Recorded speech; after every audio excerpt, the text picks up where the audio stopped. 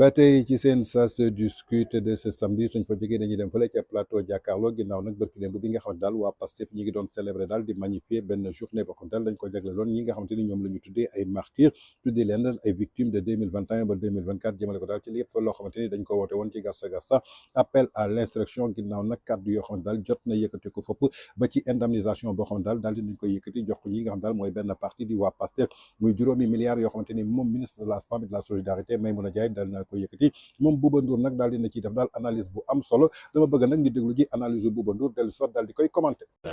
may ko mu wax après yow yaay voilà nga conclure. waaw parce que mën dem ci beneen point bi. waaw parce que man déjà lu may wax. mooy damay njëkkee fii. John grand John. ak fi mu daanelee. waaw kii mooy parce que man j'ai du mal maintenant may gis nit yi ñuy défendre. Institution au président de la République parce que à la fin de la journée ñoomi neen la c'est-à-dire il faut pas tomber si piège ñun ñoo war a défendre le président de la République contre son propre parti non c'est un problème c'est-à-dire que yéen gars yi ngeen di saraxe non gars yi ñi ngeen di saraxe c'est-à-dire que yow ñu ngeen bokk parti ah man ma nekk opposition ah kii yor bi di am ay décret di nommer ah borom kër gi lu ko neex ci kër gi moom la ñu añee yow man ma toog jóge fële nekk voisin bi man maay ñëw naan la borom kër gi jox leen ko kilifte fa te mu ne ci biir kër gi te mu yeewoo jël dépense bi jox ko waa kër gi mais c'est un problème il faut pas accepter ça on n'est pas là pour dire à gars yi respecter leen institution président de la République parce que en réalité c'est le même sac jusqu'à preuve du contraire.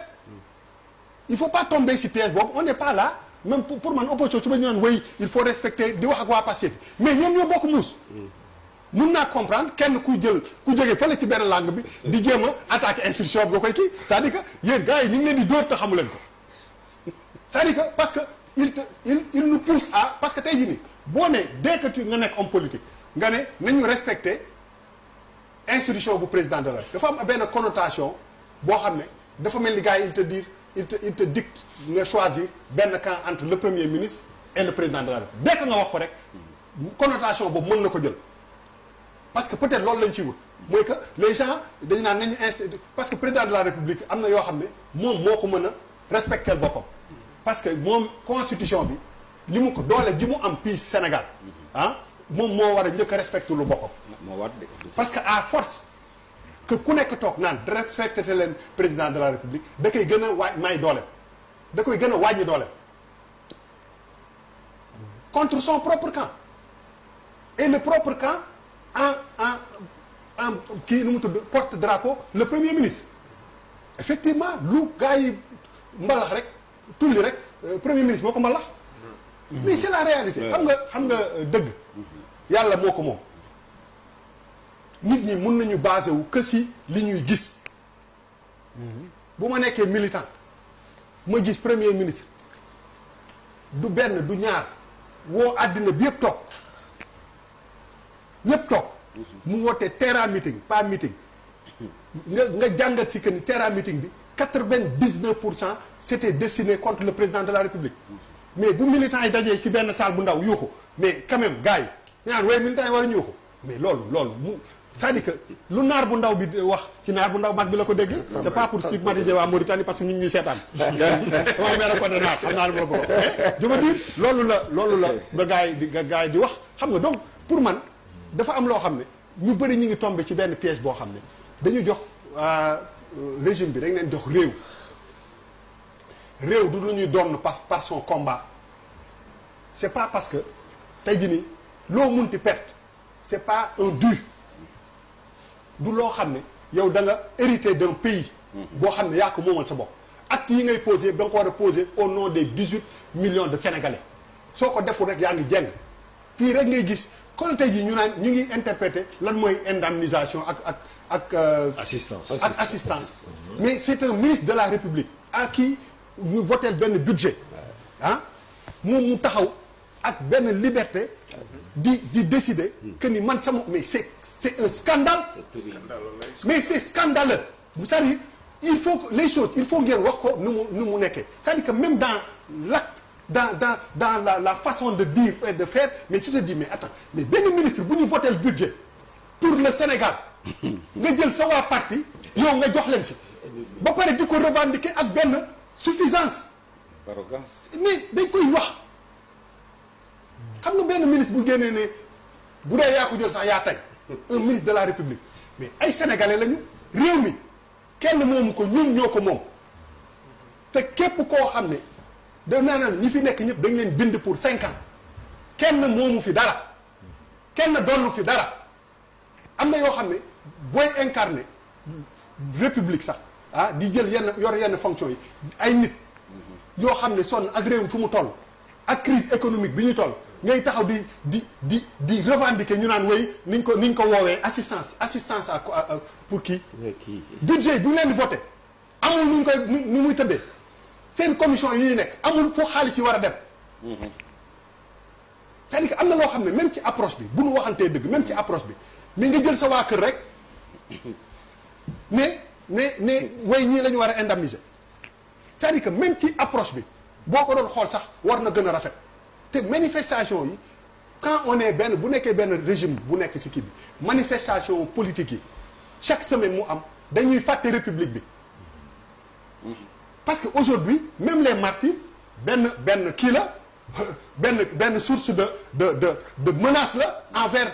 l'autre parti qui se désigne de Diomaye président xam nga les choses il faut les dire parce que c'est un truc sensible il y a une mise en scène ñun ay artistes lañu photo yi taxawaay yi toogaay bi kii mais dañuy gis dañu yor ay gët yor xel di jàngat nga gis ni ñu scénariser affaire yi nga xam ne c'est pour des fois un peu galvaniser gars yi ba ñu xam que ni xam nga wéy l'injustice est là yow yaay pouvoir nekkoo ci opposition di xeex pour ñu indi la justice yow yaay pouvoir mais ngay comporté wu comme si président Macky Sall day nekk Maroc depuis 2 ans moom moo toog naan jox leen kii 10 000 jox leen ku 20 000 mais jox nañ leen réew mi depuis 2 ans yéen a yor pouvoir léegi nit bu Sénégalais lam daal dina ne waa mais man c'est vrai que man kon daal ñii ñoom rek ñoo effectivement am na ñoo xam ne am na fu ñu jaar fu metti ci affaire bi te ñooñu kenn du leen dindi loolu mais c'est-à-dire que la grande question bu ñu war a poser wu mooy est-ce que problème mu martyrs yi wala victimes yi parce que man le mot sax il faut que quand même ñu xaw ko kii te effectivement le président de la République 14 mois la def ci prison c'est beaucoup c'est beaucoup ñun ñëpp mais am na tu sais victime mais am na ñoo xam ne victime si seen ay émotion rek la dafa am dañ koy fay nit am nañu ay des gens qui ont subi des attaques yoo xam ne yàq na leen perturbé leen qui sont traumatisés am na ñoo xam ne dañ leen traumatiser yàq seen réputation yàq donc boo ko doon truc da nga koy gën a élargir même pour mu gën a crédible gën a crédible le truc des martyrs wala indemnisation kenn waru ko woon def mu am benn bannière parti parce que ça fausse le débat dès le début. et puis il y a des maisons de ministres brûlées. mais non donc dafa nekk benn moment boo xam ne est-ce que la question bu ñu war a poser mooy est-ce que justice lañ ciy wut wala ndàmpaay lañ ciy wut wala politique lañ ciy wut. gain politique quoi. parce que tey jii nii bientôt 2 ans ñaari at mi ngi passé affaire baa ngi dem ça veut dire que est-ce que nguur gi fi nekk am na assez d'éléments pour poursuivre ñi ñu wax ne ñoom lañ poursuivre parce que mi ngi bëgg a yàgg non maintenant dafa am opération dalal xel. loolu. mais opération dalal xel moom mooy lan mooy que chaque fois ngay gëmloo gars yi que ni. affaire bi calmant bi. mais Boubou doguma la de gis nga li nga wax nii Ousmane Sonko nag ci discours am de Ousmane Sonko nee na ay Rwanda procès yi toog nañu 20 ans. 5 ans amul mooy opération dalal xel. dégg nga li ma la wax xam nga bu ñu jël Rwanda sax boole ko parce que. c'est pas mais temps yii nag ay concept ngay génn. non mais parce que lu ma lay wax. parce que man bee passé da nga ne woon du Terra meeting lan la. Terra xuloo moo Terra meeting moo. non dama ne opération mais en fait boo amee lecteur bi les gars ils gagnent du temps. mooy que dalal xel des fois c'est effectivement premier ministre bi mu demee assemblée nationale mi ngi day am sax contradiction na ma yàlla baal ci yenn affaire yi parce que quand il dit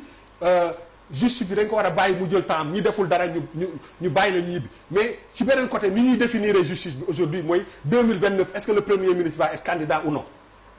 ku nekk nu mu la arrangé noonu ngay définir justice bi parce que li fi maître wax yëpp mais en réalité bu dee dëgg rek la ñu wax la personne qui charge la justice du Bouba Ndour du Malal du kenn ku dul le premier ministre moom moo nekk en désaccord ak justice bi moom saa yu waxee soo bërki dem moo ci mujj pas ay comploteur pas ay fi kenn waxu ko lii yëpp kenn fabriqué wu ko lépp loo xam ne moom mooy lii mooy conséquence yi mooy que aujourd'hui récurrence u événement yi pour un parti qui est au pouvoir pour rupture bi ñu woote woon sax dafay tey sama xel il faut qu'on s'occupe du pays soo defee terrain meeting coow li fi am nga seet nan ngay defee benn affaire bu xaw a gën a sobre boo koy def ci sa permanence su parti nga def ko y a trop de d'événements pro pouvoir pro Pastef on est dans une crise profonde économique boo xam ne peut-être que Sénégal bu ñu ko gëjee am loolooy dëgg il faut qu'on s'occupe du pays mais dañuy toog nii di wax on s'occupe des affaires du parti parce que effectivement les leaders dañuy subir benn pression par rapport ak base bi nga xam ne ça bu yoon dafay bax léegi nag bu baxee buñ ñu ko wekk ñun Sénégal dërëmu Sénégal bu ñu war a jox képp koo xam ne képp ku ci gaañu wala nga am ci ay yàqu-yàqu ñun ñëpp dañuy massawu ñëpp ay sénégalais lañ comme ñëpp kenn ku ci gaañu am na ci ñoo effectivement ñoo xam ne am na perte nañ seen tànk ñii perte nañ ci seen ngóora c'est profond kenn waxul ni ñooñu kenn warul xool un peu lu ñu def mais dañ ko war a élargir mu nekk un truc de la République pas d'un parti politique wala d'un ministre qui décide de lan lay jël ci lii pour yokk ci lii mel ni ku yor dépense waaw mel ni ku yor non defal naa damay daaneel mel ni ku yor dépense on est dans une république assemblée nationale nekku fi parce que c'est un parti qui est venu avec un autre discours de rupture jubal jubbanti wax naa ko gars yi nee naa leen jubal jubbanti ku ko conjuguer au passé da ngay nax sa bopp su ma ñëwee nga jox ma sama budget jox ma sama nga ne jubal jubbanti kan laa koy waxal sa bopp laa koy waxal la ñu xam ni refrain boobu ça n'appartient pas à Malal ak kii ci ñoom la ñoom ñi nga xam ne ñoo yor sur les deniers publics mooy que deniers publics bi lépp la parce que jël xaalis dugal ko foo xam ne waroo ko fa dugal loolu aussi ak jël xaalis jël ko def ko sa poche presque benn laa détournement la suñu alal dañu am assemblée nationale bu ñu bëgg bu fort amnistie bi c'est une question primordiale dafa mel ni affaire nen bi li ci intéressé gars yi dañ koy jël teg ko na le après on est ça fait 2 ans ñu nekk ci benn affaire boo xam ne perpétue chaque semaine il y a un truc et benn affaire boo xam ne boo ci jàngatee mooy que c'est une bataille de positionnement entre le premier ministre et le président de la République loolu moom lañ ci jàngat mooy que événement yooyu yëpp day am benn genre bu ñu yokkoo président de la République mais le premier ministre il est là évidemment il va se lever pour calmer les gens mais en venant là-bas si j'étais le premier ministre nan waxante dëgg te yàlla tax réew mi kenn moomu ko boo nekkee nitu expérience en venant là-bas tu sais bel et bien que bu ñu fa tuddee président Diomaye Faye ñu yuuxoo ko yéen a ko gën a xam yéen ñi ne ci pouvoir bi yéen a gën a xam loolu ku am intelligence ba jël nguur war nga am jàngat boo xam nga ni boo fa dee Bassirou Dio balaa nga naan Dio gars yi ne wuu mais évidemment tu vois non il faut arrêter mais bu doon risque boobu amoon que président de la République ñu manqué ko de respect jar na annuler kii wala def ko dans la sobriété ba nga xam ne doo exposer le président de la République bu nekk ci sa biir parti parce que jusqu'à preuve du contraire Bassirou Diomaye Faye et le PASTEF c'est un parti politique il faut pas qu'on essaye de les séparer jusqu'à preuve du contraire quelles que soient les divergences benn parti la benn pàcc la te il faut pas qu'on tombe ci piège u jéem a fexe naan way fii wala fële ñoom ça les concerne ñoom ñoo ko war a régler seen bopp ñun suñu réew lañ leen jox leen suñu réew lépp luñ ci war a génne parce que ñoo ko jaay sénégalais un discours de rupture boobu nag da nga koy wane ci ay actes yu fort bañ a ragal dégg naa ba premier ministre kenn du ñu teg pression mais il faut pas accepter la pression du parti ba nga xam ne des fois da ngay jël li nga xam ne ci ay principes de base yi nga xam ne moom lañ la fale woon réew mi moom ngay jël di ko changer loolu lay dëgg Allez maître très rapidement pour kon ñoo ko déggandoo muy analyse bu am solo analyse bu ànd ak pertinence jëmale ko daal ci Bouba Ndour ci plateau jàkkaarloo mu daal di koy yëkkati ci bés bi nga xamante ni dañ ko jagleeloon ñi nga xamante ni tey jii dañ leen tuddee ay martyrs wala ay victimes yoo xam ne daal dañu bokkoon ci ay manifestations de 2021 ba 2024 ki ko sooke woon nag ñi nga xamante ni mooy Pastef doon na daal loo xamante ni tey jii tur bi ñu leen tuddee sax dafa xaw a gênant ndaxte soo demee bay naan martyr da nga war a jël ñi nga xamante ni tey jii maanaam don de soi moo taxoon ñuy xeex wala doon xeex pour benn cause mais ay nit la yoo xamante ni maanaam ci détriment wu benn doomu aadama rek lañ doon xeexee kon ñooñu tey pour tuddee leen li nga xamante ni mooy martyr doy na waar ndaxte ku ci nekk traumatisé nañ la ñoom ñi nga xamante ni tey jii ñoo jàppee seen bopp ay victimes ñoom ci seen bopp am na ñeneen ñoo xamante ni teg nañ leen ay traumatisme am na ñoo xamante ni yàq nañu seen der am na ñoo xamante ni post nañu seen photo am na ñoo xamante ni sosal nañ leen ba tey jii jaratuñu dara ci biir réew mi kon kenn gënul doon victime ñooñu nga xamante ni tey jii ñi ngi toog tey ñi nga xamante ni taal nañu seen kër Matar Ba taal nañu këram gis nañu fële nga xamante ni mooy corbillaaru Juma Sacré Cœur taal nañ ko ay Auchan ay butigu jaamul taal nañ ko daal di koy yàq kon ñooñu yaakaar naa ni tey jii kenn gënu leen nekk victime ñaari xale yi nga xamante ni rey nañ leen ci biisu tata bi kenn gënu leen nekk victime pourquoi tey jii ñu bëgg a jël li nga xamante ni mooy indemnisation wala accompagnement ci xaalisu Sénégal bëgg ko féeteel ci benn parti convoqué benn parti ci Grand Théâtre war a wax ci autour de ñooñu kon tey jii suñuy wax victime je crois que c'est au nom de tous les Sénégalais lañ ko kon donc je crois que li nga xamante ni tey jii ñoom waa Pastef def nañ ko mën nañ ko tuddee lu nekk mais sauf li nga xamante ni tey jii mooy respecter askanu Sénégal wala respecter suñu ay institutions en tout cas mu doon daal une pertinente et brillante analyse de Bouba Ndour jëmale ko daal ci li nga xamante ni Pastef def nañ ko bërki démb fële ca Grand Théâtre mu doon nag benn show benn théâtre benn comédie boo xamante ni du dara lu dul préparé waat ñi nga xamante ni mooy seen ay militants ci ginnaaw ndaxte ci biir foofu sax dinañ fa dellu soit ci ay kàddu yoo xamante ni moom premier ministre yëkkati na ko su taxawee carrément assemblée nationale xamal ni que salaire am boobu ba tey utiliser wu ko daf ko denc ci benn compte daal di koy bloqué pour que mu mën a accompagner ñi nga xamante ni maanaam mooy ay militants da doon xaar mu egg 100 millions je crois que loolu ay waxi dof la ay waxi tappale la ndaxte bërki démb la taxaw ne képp ku newati am na caisse noire maanaam mu ñu tëj la ci kaso bi kon tey moom su amul caisse noire utiliser wul salaire am lan lay dundee bu mu nekkee ci bopp gouvernement bi kon Sénégalais yi laa bëgg ñu yeewu ak militants yi nga xamante ne mi ngi leen di nax pour préparer leen ci biir wax bi dégg ngeen ni ko sax léegi mu egg 100 millions nee na barki démb 83 la woon mu daal di ji dindi 3 millions dugal ko fële nga xamante ne mooy asaka te jamono jii bu mu ko waxee di nga gis ñeneen ñëw daal di ciy dugal seen xaalis loolu tamit war nañ ci fayee bu baax a baax ñen ñoo ciy dugal seen xaalis fan lañ koy dugalee ndaxte lii nga xamante ne tey jii ñu ngi koy topp ci ay rapport scientifique di wax ni que daal ay blanchiment de capitaux ci yu mel noonu la mën a jógee kon Sénégalais yi nañu gën a vigilant xam ne ni que nga xamante ni mooy leaderu parti Pastef à chaque fois ko mu taxaw di def ay déclaration politique day naan ci seen xel ndaxte mënoo nekk di liggéey yor sa ñaari soxna yor sa njaboot